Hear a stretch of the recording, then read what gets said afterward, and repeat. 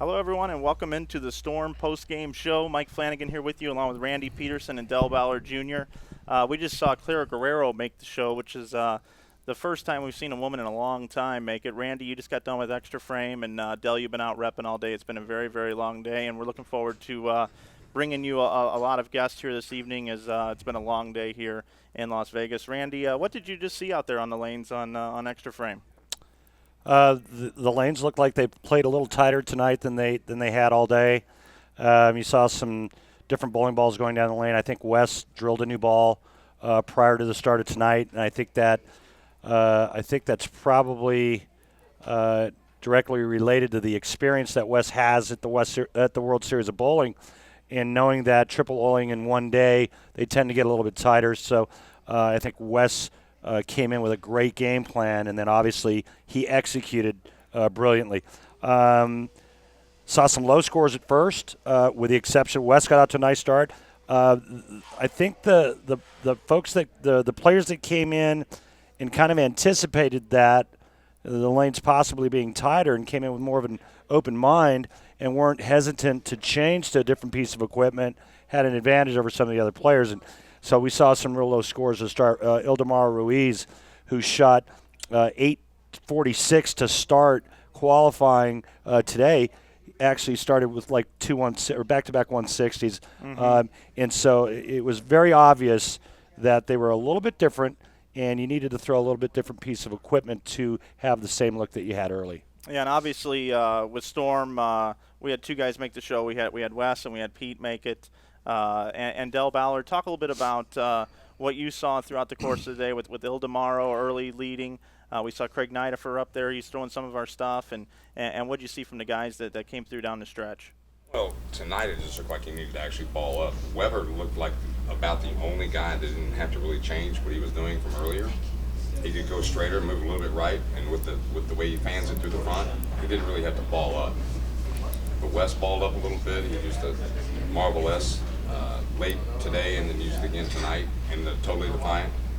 But you also saw Fagan change his balling up also, because everything was just slower down the lane and you had to ball up to get the ball to go through the pins. Saw the players going through a lot of different bowling balls. I saw Wes, like Del said, going through different equipment. Weber seemed like he was the only guy that it just didn't matter. And I think one of the most amazing things about Pete in watching him tonight, he's bowling right in front of us, crossing with Dom Barrett. And Dom Barrett's a great bowler.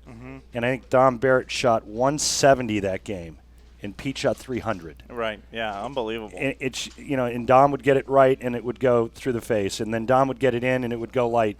And Pete would get it right, and it would face up and go dead flush. And Pete would get it in, and it would hook and go dead flush. And, it's not the first time I've seen him do that. And it's just a testament to how amazing he is. So you're saying that Pete threw everywhere for 300? That's not what I said. I would never disrespect Mr. Weber. That's just what You better watch your words and choose them carefully, mister. Well, hey, guys, we got some guests here in the booth. We got another special little set over here. So let's turn it over to Louie Wemett, who's standing by with Ryan Shafer. Okay, we're over here in the interview area. Ryan Schaefer's joining us here. Ryan, we heard a little bit from Randy and Del about how Weber and Malott were playing the lanes. You bowled today. Tell us what your take is. I think they're right. I think it could help if you balled up, and I couldn't do that. If I balled up, I couldn't get it down the lane. And if I threw lower end stuff, I couldn't get the face up right. And every time I hit the ball just a little bit different, it's split. And when the scores are high like that, you can't split like that. Were you when you did make the moves in the transitions, were you making big giant moves, or was it incremental as the lanes broke down? There's only one pair that was a really big move. But come game 6, I needed a big game, so Del and I kind of collaborated and tried to come up with something different, and it didn't work. Because it doesn't do any good to keep shooting 220. It just doesn't do any good. So I took a chance, and I shot 190 doing that. And that's okay. I mean, I didn't embarrass myself. And hopefully the lanes get just a hair tougher, because I'm a little better when they're a little tougher. And how do you generally match up at South Point? Depends on the pattern. I'm not a big fan of Cheetah anywhere. So I kind of just try to do the best I can and get by on that. And then we'll see how we go. Side to side, it changes day to day. My biggest problem today was the approaches on the high side. I had pairs where the left lane was sticky, the right lane was slippery. And when your timing isn't pristine, you're going to make mistakes just because you're not solid at the line. Okay, Ryan Schafer. Ryan, you got a whole week to go. Hope to see you on a show. Thanks, Louie. So good luck. And Congratulations to Wes and Pete, too. all Great right. going. Yes, sir. And we'll send it back to Mike. Okay, guys, Dell, I think we got your mic working a little bit better now. Okay. Welcome back. There you are, Big Daddy. So, Thank so Dell, tell me today. Obviously, you and Schlim and Jim Callahan were out there working with the players.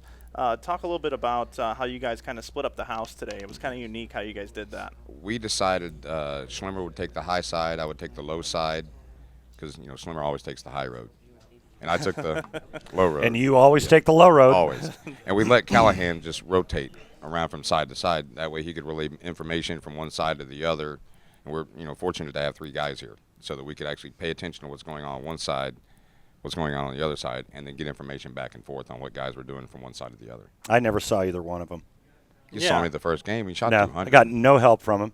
That's why I missed a check by 77. If I would have had any rep help whatsoever, I would be leading this thing. Well, Randy, let's talk about your day a little bit. You threw the Marvel S, if I remember correct, for 6 games, and then you made the move to the High Road Pearl, I believe it was. Yeah, I was late. Dell was standing behind me during practice prior to the start, and he was like, he just really pumped me up, and he knew my brain was going 1,000, and he said, "Hey man, this is you. This is old school. Just feed it to the dry, blah blah blah." And I started with a Marvel S. I thought it was the right ball, and just trying to process everything. When you don't bowl out here full time, you miss the moves, you miss the ball changes that Wes Malott and Pete Weber never miss.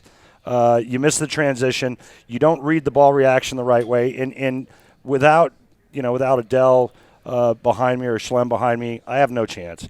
And because they were back there, I had a little bit of a chance.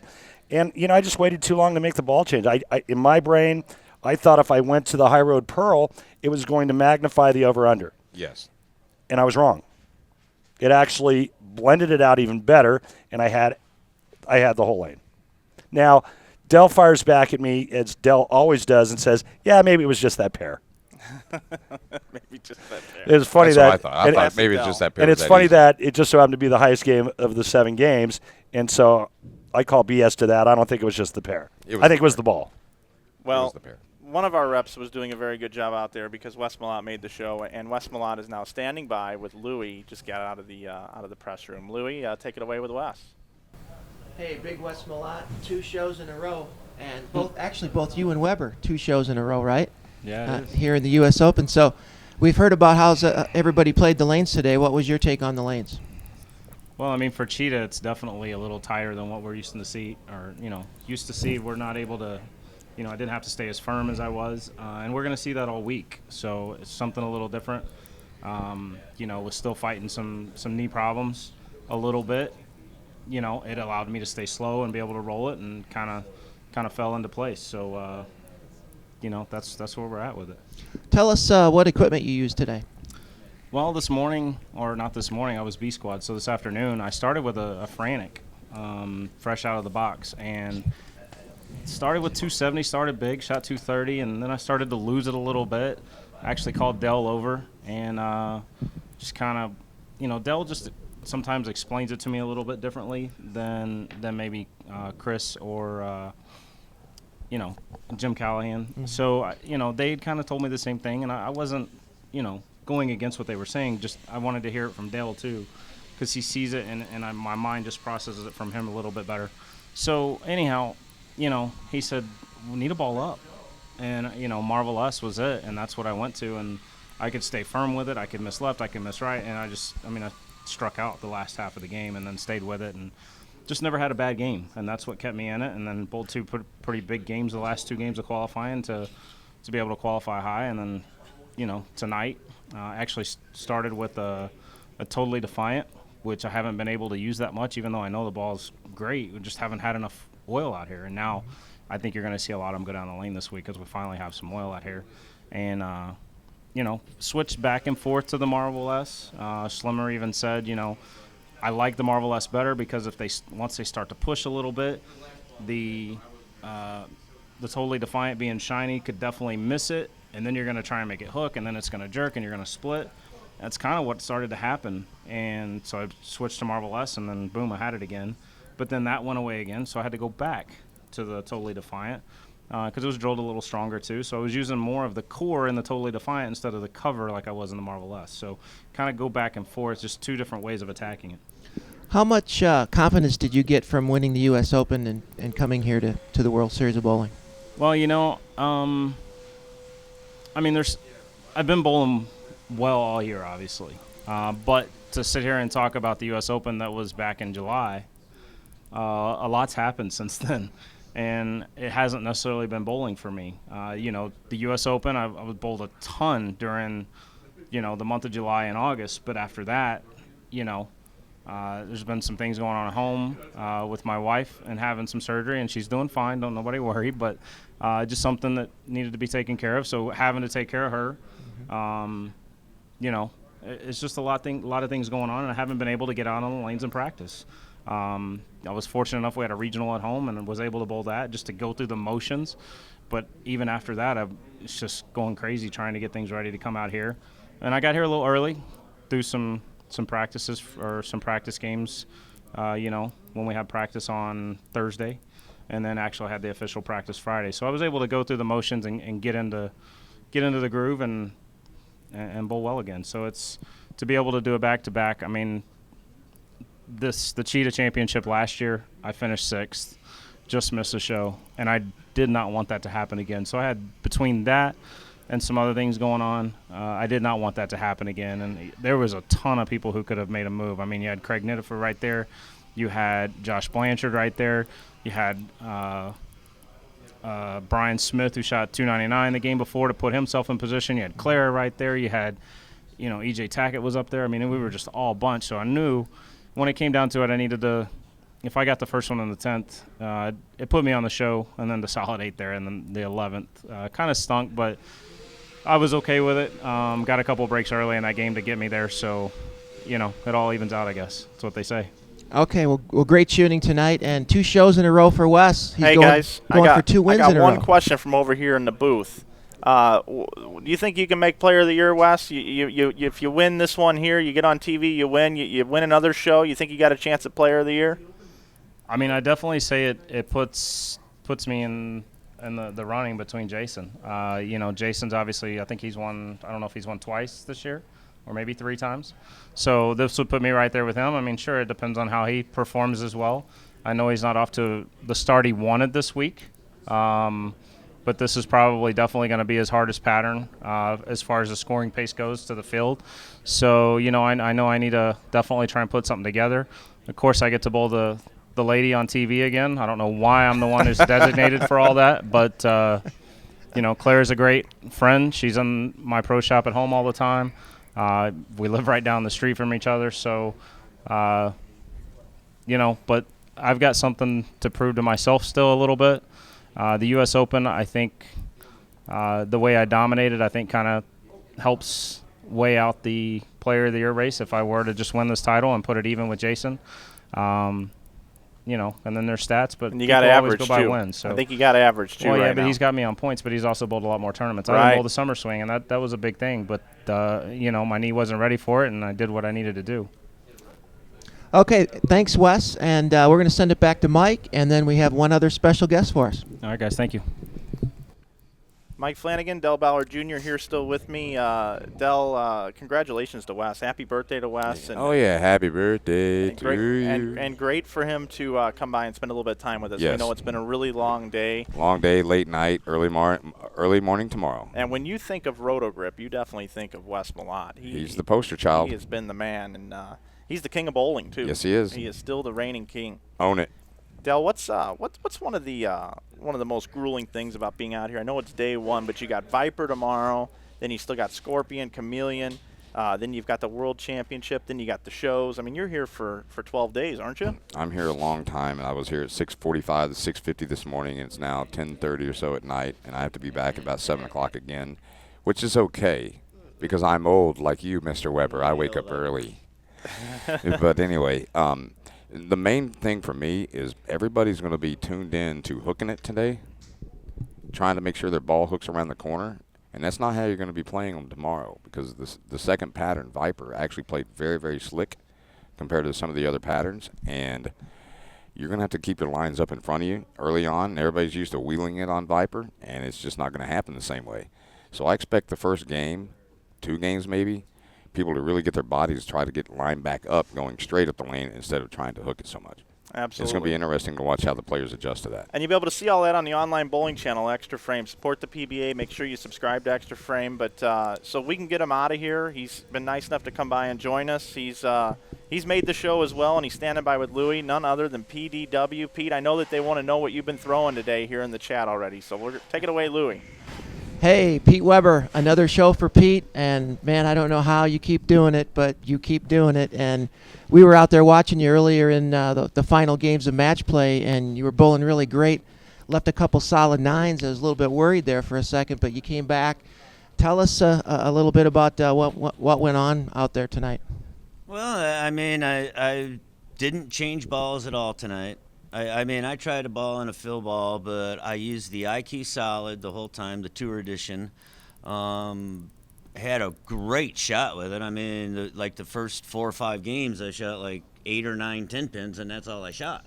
So, and it's tough to get away from a ball that, you know, you're shooting 230, 240 with. And then there about the 5th game, or 4th game, popped 300 and come back with 240, and you know, I just was really comfortable out there. For some reason, I've been really comfortable on the Cheetah pattern for not my favorite pattern.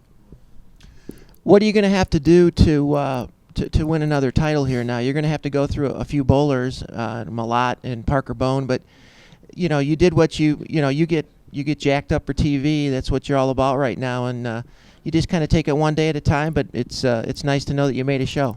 Well, yeah, it is, and you know, this is probably my 3rd or 4th show in a row on the Cheetah pattern, and it's just something I don't really bowl good on the Cheetah pattern in years past, but for some reason I have been this year, and I'm very pleased with everything. But you know, I still can't worry about the show right now.